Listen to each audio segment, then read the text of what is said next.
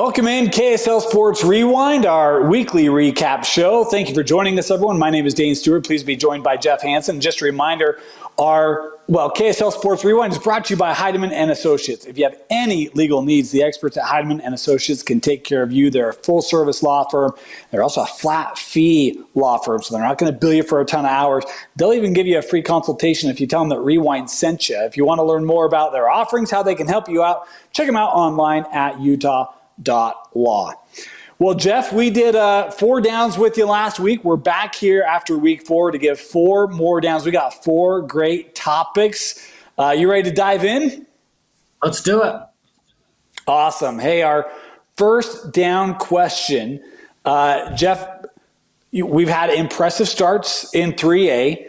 Which undefeated 3A team has the best chance to win it all? You have to go with Morgan. I think Richfield's right there. They've been impressive, but Morgan, who they have beaten, has been just wildly impressive. They've played up, and they have dominated while playing up a classification. I think Morgan has the best chance to win it all. But shout out to Ogden. I think that's the team that, look, we try not to play favorites, but Coach Thompson, that start, that school, the history that Ogden has, they're not a winning program more often than not. I'm cheering for Ogden, man. I want that undefeated season to continue. That would just be such an incredible story. Coach Thompson had a documentary released about him earlier this year. And if they could somehow cap it off with an undefeated season, man, Disney couldn't write that. It would be unbelievable. Yeah. But I think the logical answer is Morgan. They've looked like a powerhouse. Well, look, I'm not going to argue with you, Jeff, but I'm going to give you an argument. How's that? Okay. Okay. You could say last year that Morgan were probably, I don't know if you want to say favorites, but they had a case to be made last year too. And what happened to Morgan in the playoffs? They lost in the semifinals. I look at Richfield, and I feel like this is a team that's kind of flying under the weeds. And I know people in Central Utah won't want to hear that and will disagree with that. But I think when you talk about how good Morgan has been, they've gone and they've beat some great 4A teams, it becomes real easy to kind of get lost amongst all that. And you've got a team in Richfield. They won a state championship last year. And I think this team looks hungry to me. You look at a guy like Malik Fountain. This kid is super talented, can run the football. He's a great threat down the field as well in that passing game. Look at they've got quarterbacks that have played this year in Wayman and Reitz. And I don't know, Reitz doesn't have a ton of throws, but on 8 attempts, he's got 2 touchdown passes. Wayman's been great this year, 66% completion percentage. Very balanced offense. You have Gage Yardley, who's averaging 11 yards a carry, and that's on 25 touches. So look, this is a Richfield team I think has a lot of balance, a lot of talent. They won it last year. I think if you were gonna throw if you were gonna make a friendly wager with a friend, Morgan's probably the safe bet, but don't count out Richfield. I actually think Richfield is a real interesting position where they could go back-to-back this year. I think they are that good, and they also have wins over 4A teams. So it's been a tested Richfield team as well. I think regardless of where you go here, we're probably due up to see these two meet in the playoffs, don't you? Yeah, I think so. And I'm glad you mentioned Gage Yardley because in terms of the best overall team, we'll find out in the playoffs when they inevitably meet. I think it's Morgan. Gage Yardley might be the best overall player on either squad. He's phenomenal. He's got a college future. He's absolutely a Division I guy. There's not a lot of Division I guys that come out of Richfield, and when they get one, they're special. And Gage Yardley is absolutely that guy.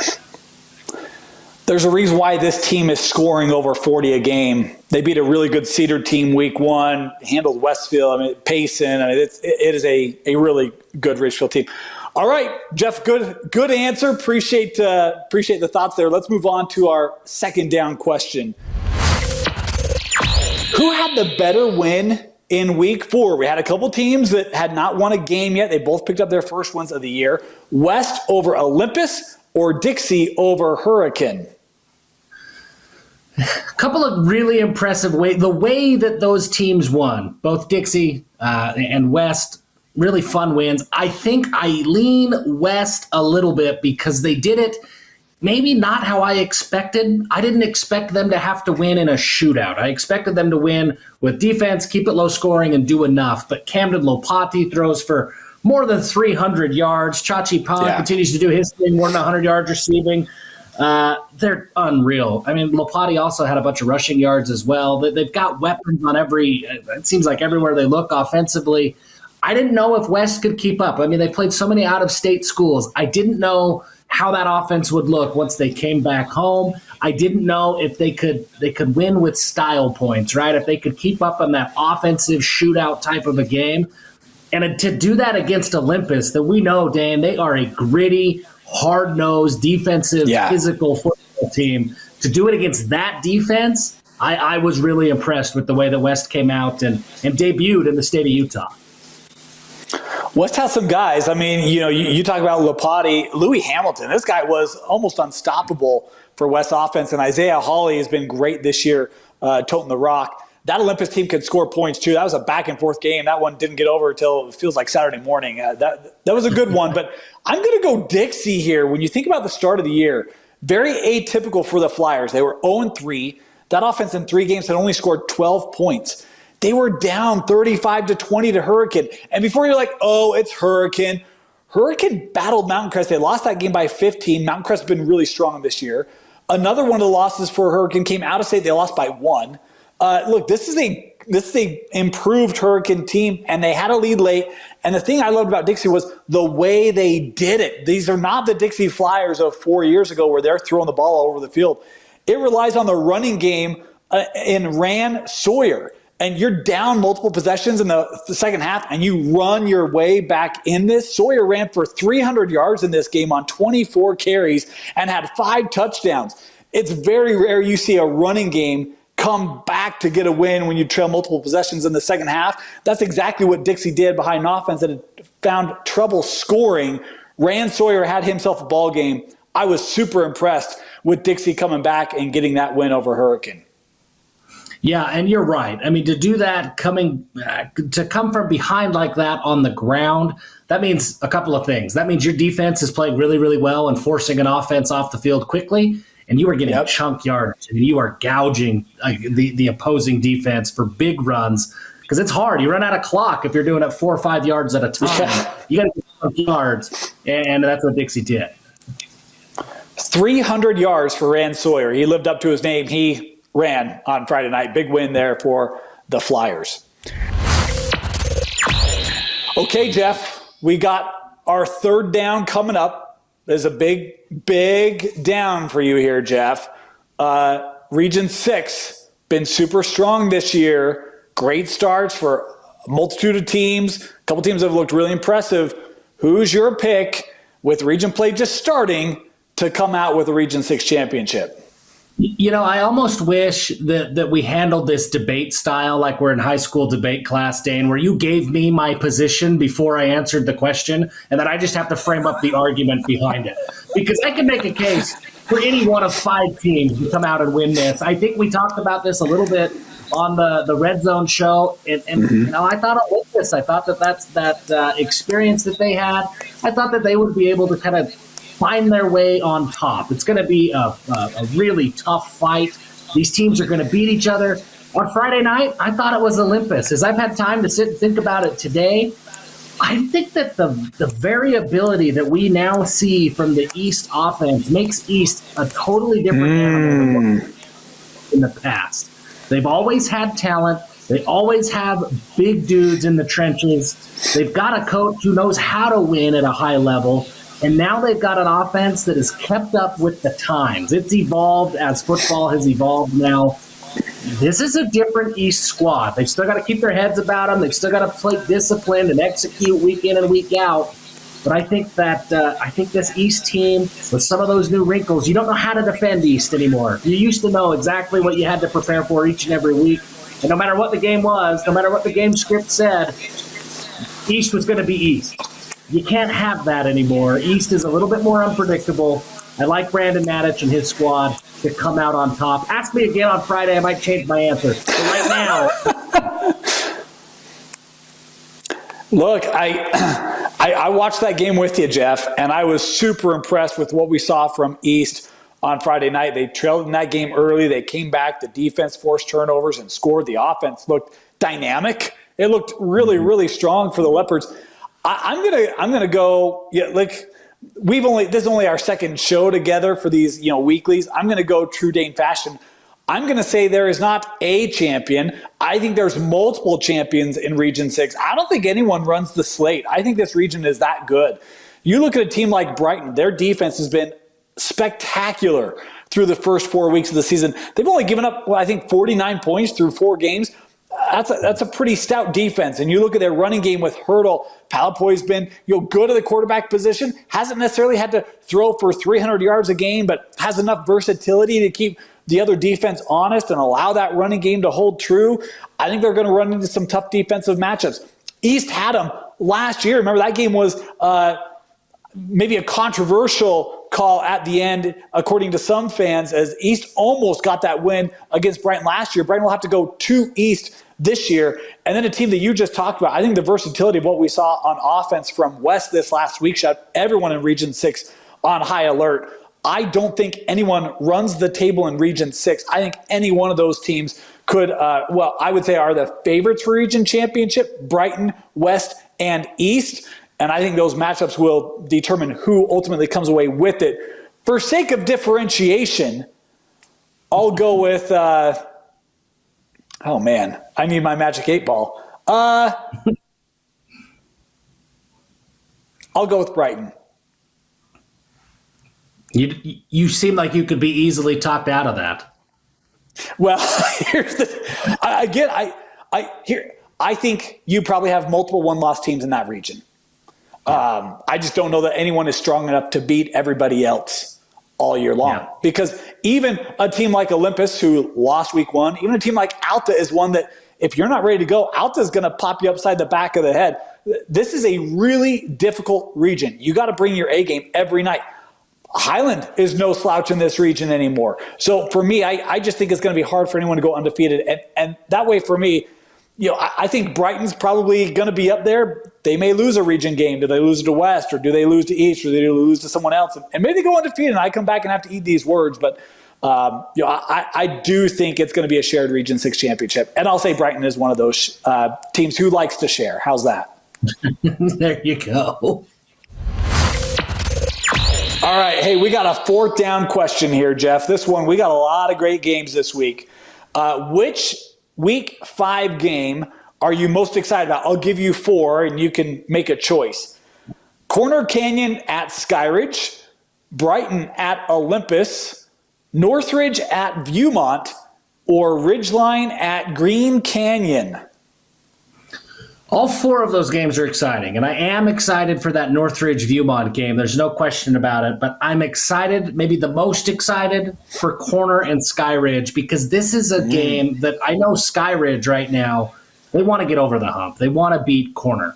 Corner, after that Lone Peak loss with the injuries that they've had, this seems like the most beatable Corner team that Skyridge has faced since they were in the state championship a couple of years ago with them, right? This is a rivalry. This is a battle. These two teams bring out the best of one another.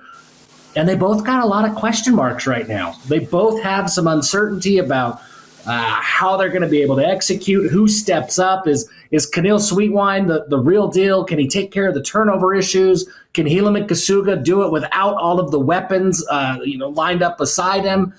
There's a lot of question marks, more than I can remember when these two teams have met in the past.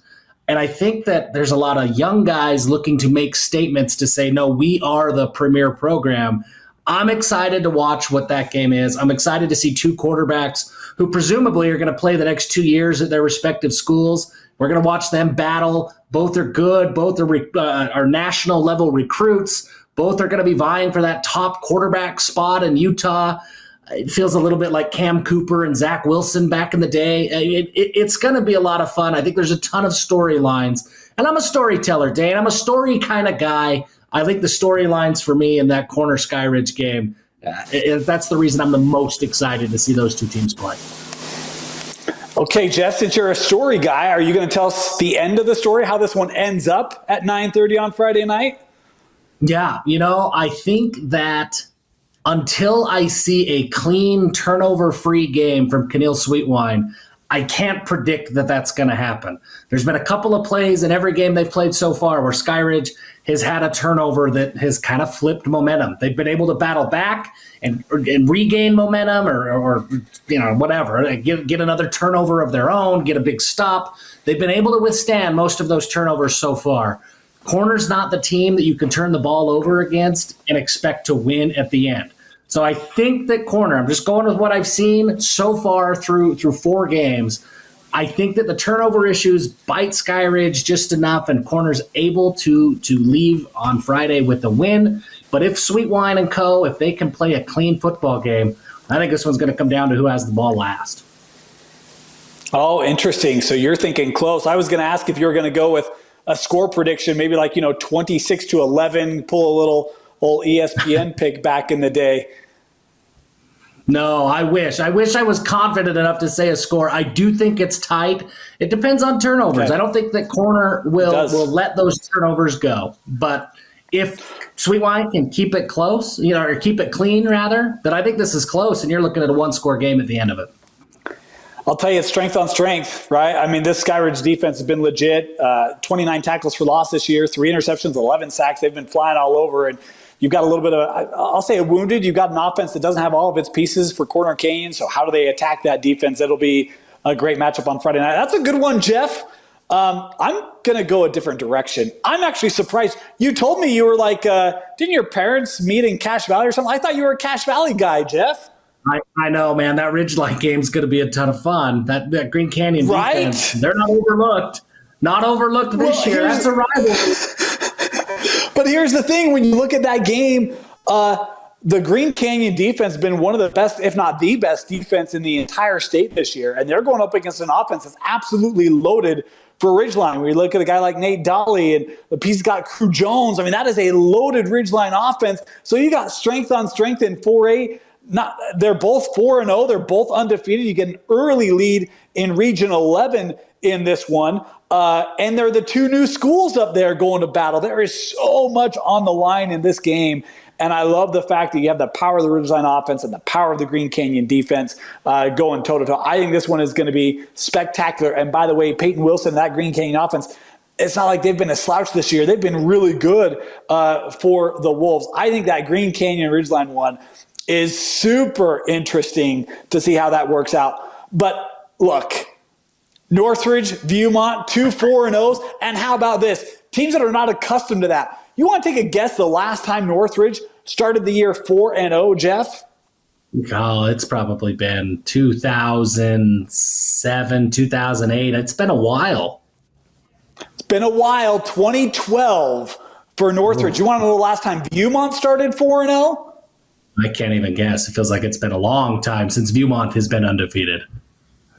2006. You have 2 programs that have not had these kind of starts in over a decade going toe-to-toe for the lead in their region. And look, a very great tradition in Northridge, a Viewmont team that's loaded with talent with Longson and Jensen and Mickens. I think that game is really, really interesting. There's going to be so many good games this Friday night. We've talked about 3 of them here. I will say Ridgeline Green Canyon gets the edge for me, but that Northridge and Viewmont game, man, if I could be out there, Jeff, I would love to be, because that one is going to be an absolute doozy. And it's homecoming night for Viewmont. Talk about 2 great starts. Programs have not had it in a while. Head out to Viewmont. If you're up in that area, head out to Viewmont on Friday night. It's going to be a great one you're not going to want to miss up in Region 5. Yeah, no question about it. The good news, Dane, for you is you get to watch all those games on the Red Zone with me. Right there, side by side, enjoying some good games. And you know what's even better, Jeff? You won't be distracted by happenings on the World Wide Web. You'll be able to be 100% dialed in as we're going to bring you all the best coverage from all across the state right on KSL Sports Red Zone. You can catch that on Friday night on KSLSports.com. Jeff, any final notes you want to hit before we sign off from our 4 downs this week? Well, I mean, you brought it up. We do have to confess that, there might have been another football game happening last Friday that maybe had a lot of my attention. It's time for college football to leave Friday nights alone. Leave that to high school. That's what it's meant for. Allow me to enjoy what I want to enjoy and not have to hit my heart. That's brutal. That's a good call, Jeff. And I think you have some say. You could probably convince a few people to come around on that one, right? Yeah. Let me make a few phone calls. We'll make that happen. I knew it. He's been holding out on us for years. Look, we want to thank you for joining us. Great games this last week. Great games coming up this week. If you have topics, questions you'd like Jeff and I to discuss on a future show, hit us up on social media. And as a reminder, you can catch live streams as well as our Red Zone show, where we'll take you in and out of games all across the state, keep you up to date with all the happenings as it happens live on KSL Sports Red Zone on KSLSports.com. For Vince Francis, Jeff Hansen, my name is Dane Stewart. Thanks for joining us, and we'll see you next time on KSL Sports Rewind.